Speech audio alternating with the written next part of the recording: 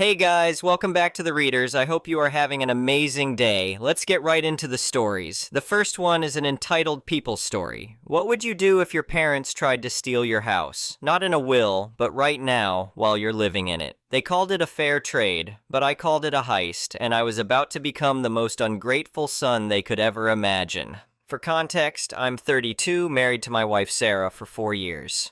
We both work full-time. I'm in IT, she's a nurse. We're not rich, but we're comfortable. We saved for years to buy our first house, a modest 3-bedroom ranch in a newer development about 30 minutes from the city. Nothing fancy, but it's ours and we're proud of it. My parents, on the other hand, have always lived beyond their means. Growing up, everything was always about appearances. My dad drove a BMW he couldn't afford. My mom redecorated the living room every 2 years, whether it needed it or not. They lived in a 4-bedroom colonial in an older, more prestigious neighborhood, and they never missed an opportunity to mention it. The thing about my parents is that my achievements were only celebrated if they made my parents look good. When I got into a decent state university, they acted disappointed it wasn't an Ivy League school. When I graduated with honors, they took credit for my success despite contributing exactly $0 to my education. I paid my own way through a combination of scholarships, loans, and working 2 jobs. When Sarah and I announced we'd saved enough for a down payment on a house, my parents suddenly became very interested in our lives. My mom called me 3 times in 1 week, which was unusual since we normally talked maybe once a month. She wanted to know all about the house, the square footage, the neighborhood, the schools nearby. We don't even have kids yet, everything. We closed on the house in September. It was one of the happiest days of my life. The house needed some cosmetic updates, but structurally it was sound. Modern heating and cooling, new roof, updated electrical. We spent the first few weeks painting, arranging furniture, and making it feel like home. About 2 months after we moved in, my parents invited themselves over for dinner. I should have seen it coming, but I was still naive enough to think they just wanted to see the house. They arrived with a bottle of wine and a bouquet of flowers, which was already weird. My mom doesn't do thoughtful gestures unless she wants something. They did the whole tour, my mom making little comments about how cozy everything was, her code for small, and my dad kept asking technical questions about the furnace, the water heater, the age of the appliances. After dinner, my dad suggested we all sit in the living room. My mom kept pulling out her phone, and I assumed she was texting. Later, I'd realized she'd been photographing every room.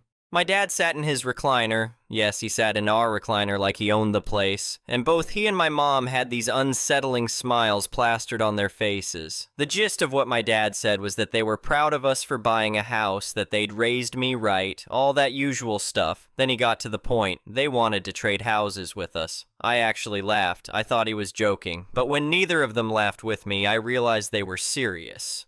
My mom launched into this whole explanation about how their house needed work and their neighborhood was too quiet now. All their friends had moved or passed away, and they wanted to be in a more vibrant community. Meanwhile, wouldn't we prefer their bigger lot? Wouldn't we want to be in a more established area? Think about the resale value. Think about when we have children. Wouldn't we want more space? My dad jumped in with the financial angle. Their house was worth more, he said. We'd be getting the better deal. They'd even cover the closing costs. All we had to do was swap deeds and everyone would be happy. I looked at Sarah. She looked at me. We were both stunned. I tried to be diplomatic. I said we'd just bought this house. We'd spent months finding the right place. We weren't interested in moving, especially not to a house that by their own admission needed work. My mom's face fell. She got that wounded look she always uses when she's not getting her way. She said she thought I'd want to help them. After everything they'd done for me, this was the least I could do. I reminded her as gently as I could that they hadn't actually done anything for me financially since I turned 18. I'd paid for my own college, my own car, my own wedding. Sarah and I had bought this house with our own money. My dad's face went red. He said that was beside the point. In their minds, they'd raised me, so anything I achieved was partially theirs. They'd given me a foundation, and now they needed me to step up. The conversation went about as well as you'd expect. I said no. They pushed. I said absolutely not. They acted hurt. They left shortly after, barely saying goodbye. My mom made some passive-aggressive comment about how she hoped we'd reconsider once we thought about what was really important in life. I thought that was the end of it. I was wrong. Over the next few weeks, my phone wouldn't stop ringing. My mom called crying, saying I was being selfish. My dad called saying I was being unreasonable. They'd thought they raised me better than this. Family was supposed to help family. Then my mom's sister, my Aunt Linda, called. She'd been fed some story about how my parents were desperate, their house was falling apart, and I was refusing to help them despite having the means to do so. I had to explain the actual situation, that they wanted to trade houses, not get help with repairs. Linda was sympathetic but said I should just hear them out, keep the peace. Other family members started calling too. Some took my parents' side without knowing the full story. Others stayed neutral. It was exhausting. Then things escalated. My parents came by unannounced one evening. My dad said their furnace had broken and they couldn't afford to fix it. It was getting cold and they were practically freezing in their house. They needed our help.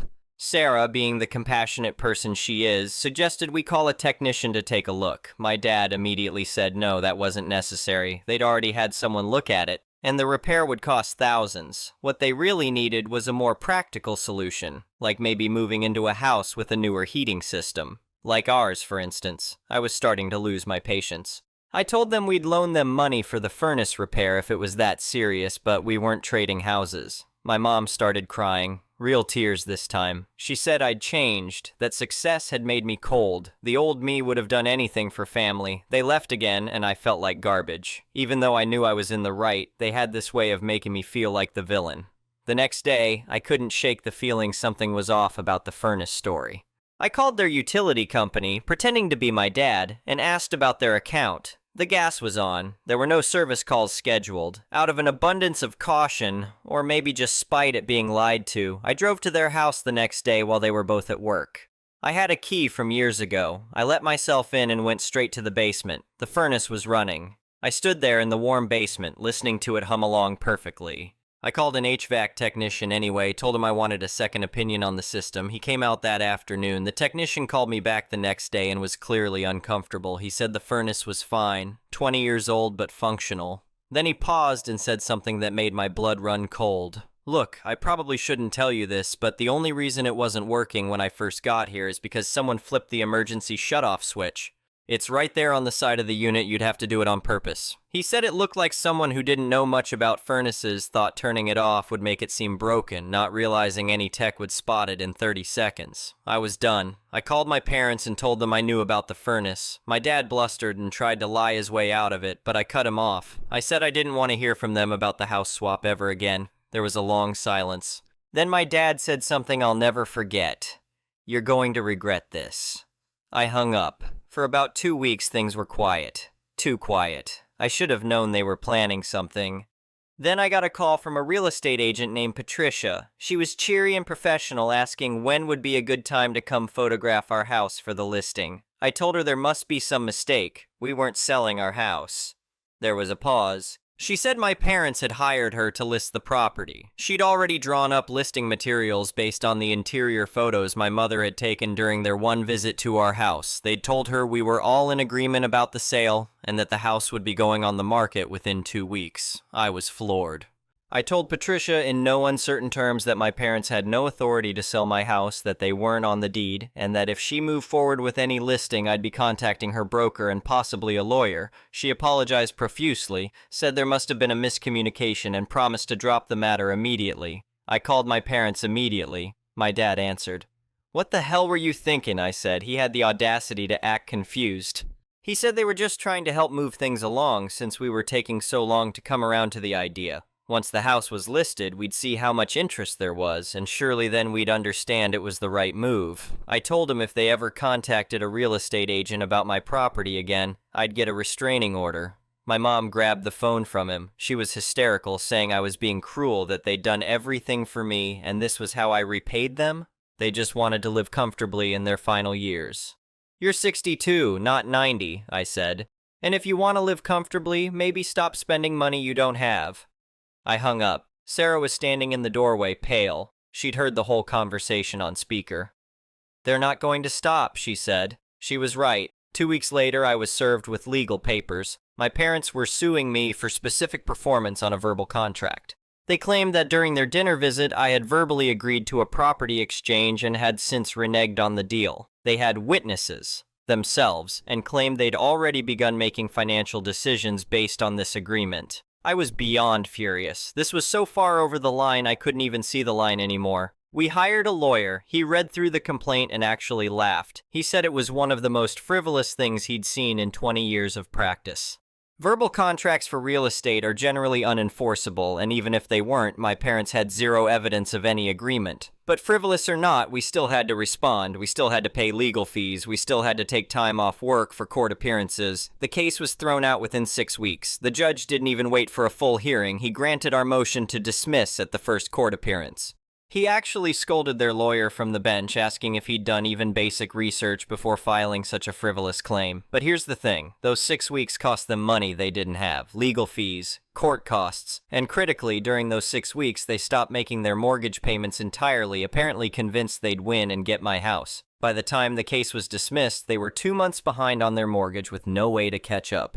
I found this out because my Aunt Linda called me, frantic. She said my parents were about to lose their house and I needed to do something. I asked her what she meant. She explained that my parents had confided in her that they were facing foreclosure. They'd missed multiple mortgage payments and the bank was moving forward with taking the house. I did some digging. Property records are public, so I looked up their mortgage information. What I found made my blood boil.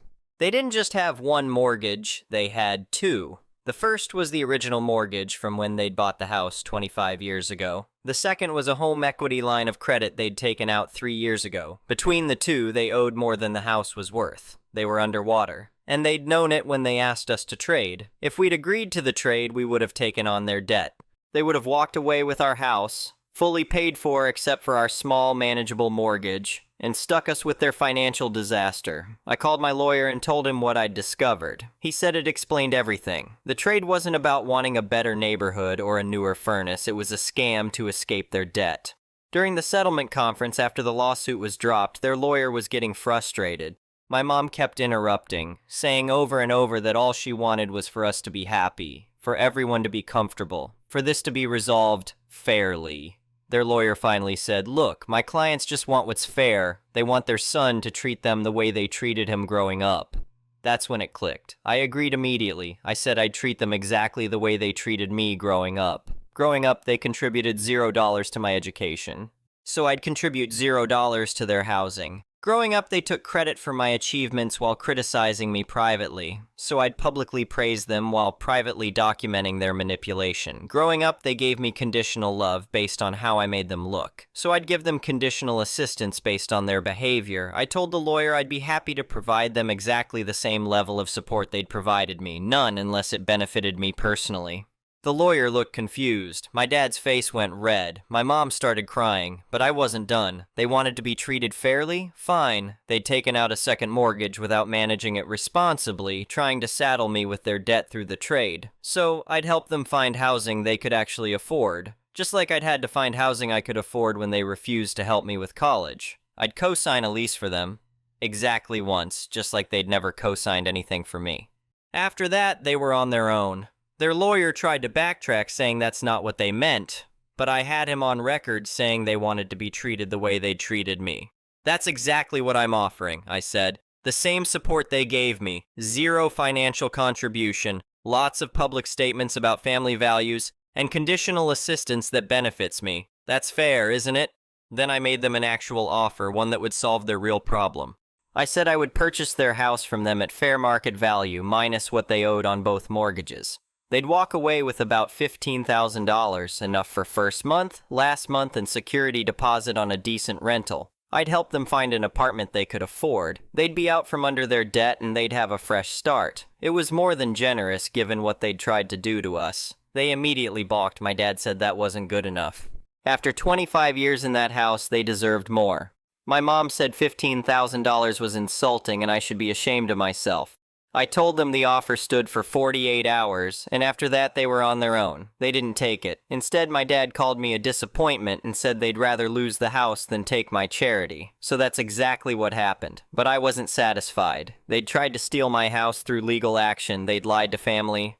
They'd cost me thousands in legal fees, so I did something I'm not entirely proud of, but don't regret. I knew they'd stopped making mortgage payments. I knew the foreclosure process had started. What they didn't know was that I'd been monitoring the foreclosure auction listings. When their house came up for auction 3 months later, I attended. I bid on it, and I won, for significantly less than I'd offered to pay them during the settlement conference. See, at auction you only need to pay off the primary mortgage. The second mortgage gets wiped out. I bought their house for roughly $40,000 less than my original offer, and they got nothing extra because the sale only covered their first mortgage. Then I renovated it. Nothing fancy, just fixing the deferred maintenance they'd claimed made it uninhabitable. New furnace filters, fixed a leaky faucet, repainted the exterior trim, cleaned the gutters. Turned out most of the problems cost under $8,000 to repair. I rented it out to a nice young family for $200 above market rate because the renovations made it worth it. They were thrilled to get a house in that neighborhood, even as renters. My parents found out when they drove by their old house 6 months later and saw a different family living there. My mom called me screaming. I let her rant for about 30 seconds, then calmly explained that I'd offered to buy it from them for more money they'd refused, so I'd bought it for less at auction instead. You wanted me to help you with your housing situation, I said. I am. I'm a landlord now, and I'm providing affordable housing to a family who actually appreciates it. Just not your family. She hung up on me. I haven't heard from her since, except through other family members. The rental income covers the mortgage, taxes, insurance, and maintenance, with about $500 left over each month. I'm building equity in their old house while they pay rent to someone else. We heard from my aunt that they ended up in a 2-bedroom apartment about 40 minutes away from their old neighborhood. It's not fancy, but it's adequate. They both had to get part-time jobs to make ends meet. My dad works at a hardware store. My mom does bookkeeping for a small business.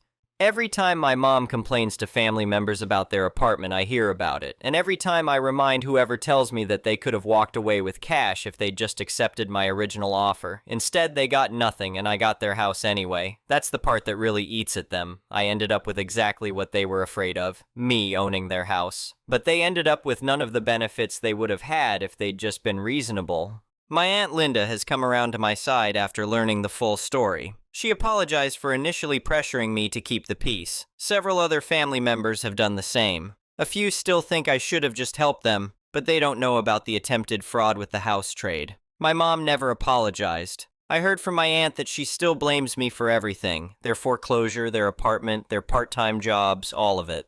In her version of events, I'm the ungrateful son who abandoned his parents in their time of need. My dad hasn't spoken to me at all. I don't know if that's because he's ashamed or because he's still angry. Maybe both.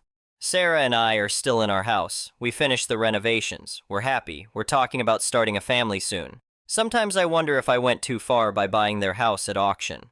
But then I remember what they tried to do to us. The lying, the manipulation, the lawsuit, the attempt to saddle us with their debt. And I remember that I offered them a fair solution, and they rejected it out of spite. They made their choices. I made mine. I don't feel guilty anymore.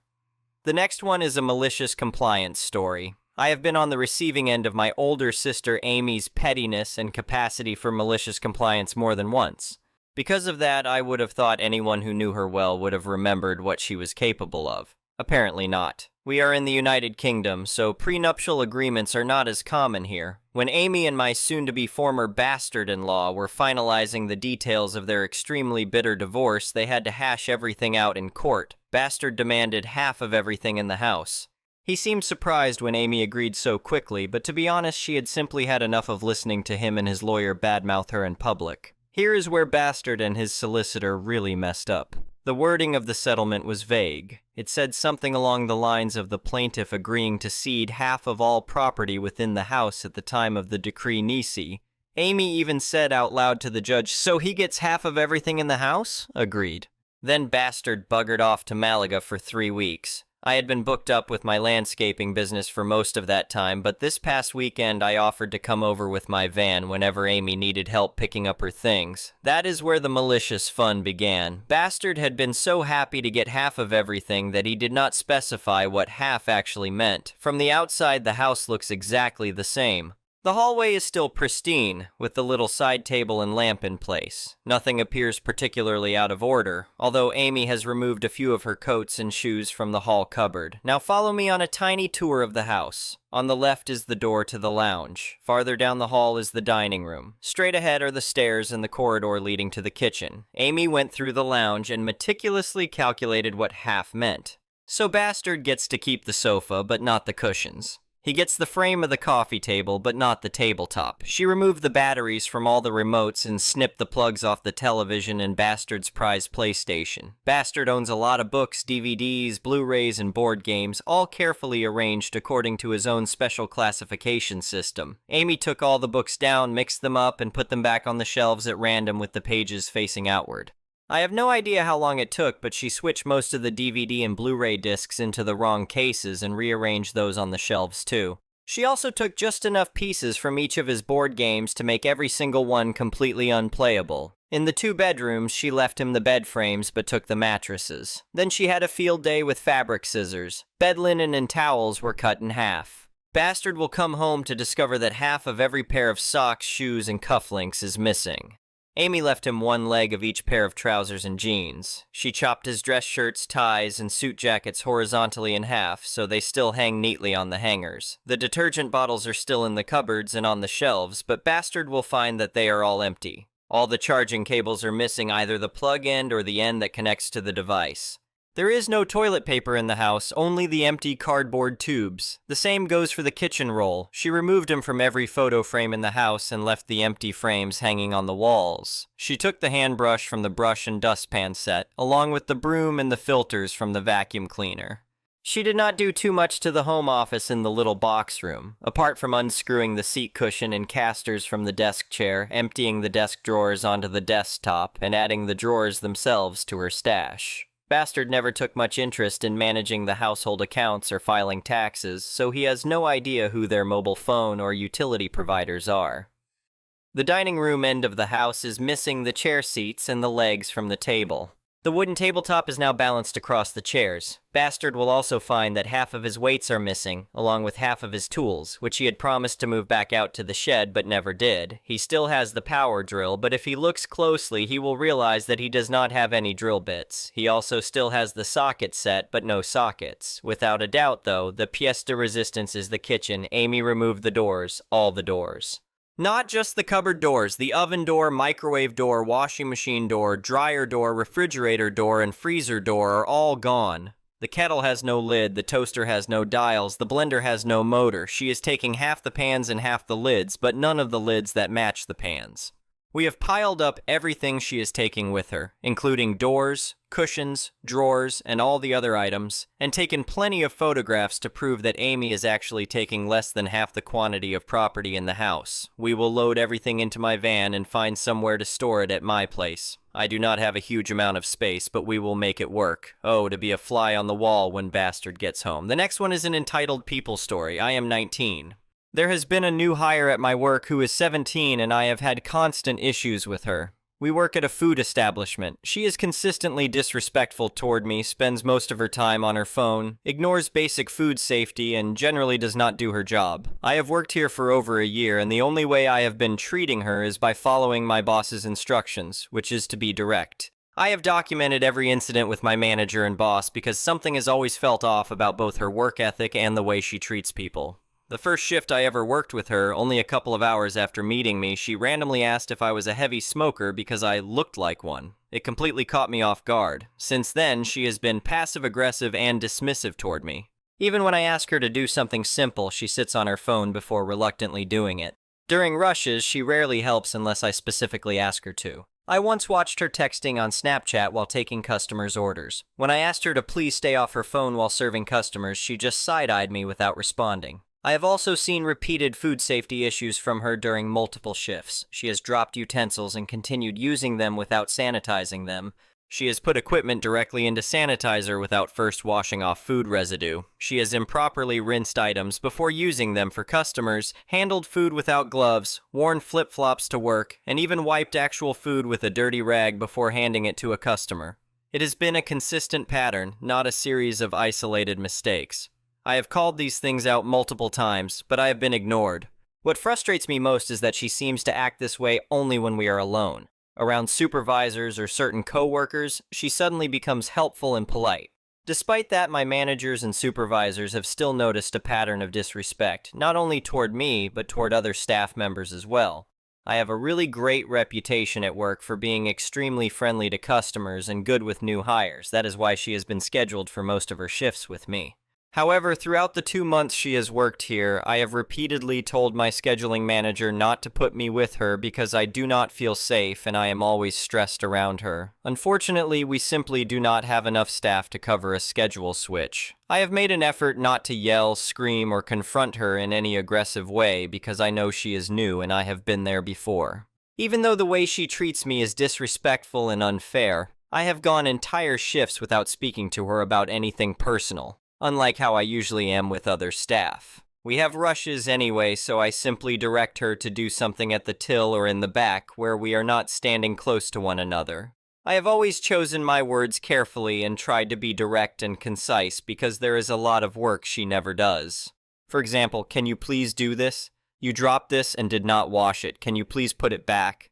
My boss told me to stop saying can you and just say do this, but that never felt right coming out of my mouth. I admit I am a people pleaser and not very confrontational. Over the past 2 months, she has not improved at all. The mistakes and issues I have been instructed to correct keep stacking up instead of being resolved.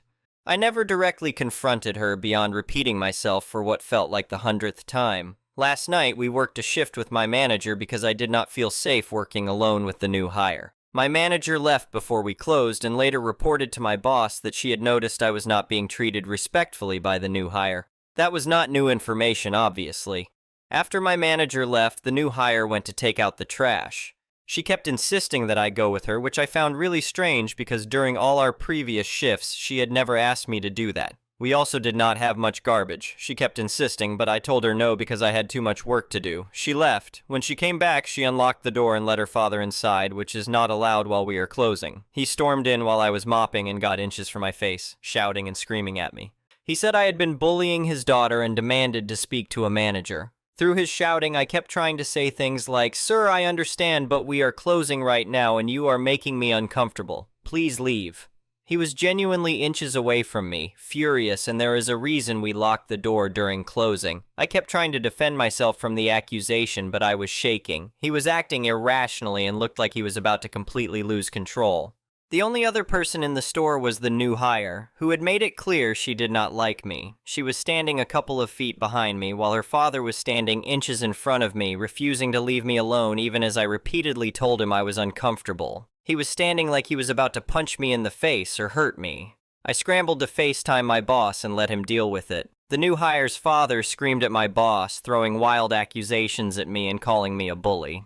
He said the situation was unacceptable and that his daughter would be quitting the next day because of my relentless workplace bullying. My boss tried to de-escalate while I stood there holding up the phone, shaking and on the brink of tears. I tried to cut in every now and then to defend myself, but I was genuinely terrified of this man who looked like he really wanted to hurt me. With my boss still on the phone, I told them to leave the store. They finally left. As the new hire walked past me, she mouthed, "I'm so sorry." I did not even know what to say. She was the one who let him in. I kept thinking about how strange it had been that she repeatedly tried to get me to take out the garbage with her. I suspect she may have been trying to get me outside, where I would have had less safety and possibly no phone, so her father could confront me there. Looking back, I should have done something else.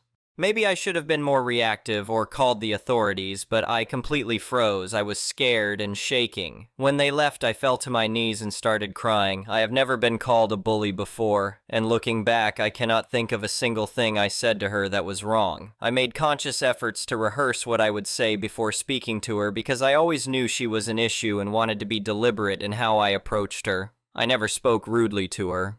I was direct, as instructed, but still polite. That is more than I can say for how she treated me. Most of my shifts with her have included other workers because I felt uncomfortable working alone with her. Those co-workers have also reported that she speaks to me disrespectfully, and some have been treated disrespectfully by her too. Afterward, I called my boss and a couple of supervisors. They all reassured me that they know me and do not believe I would bully someone.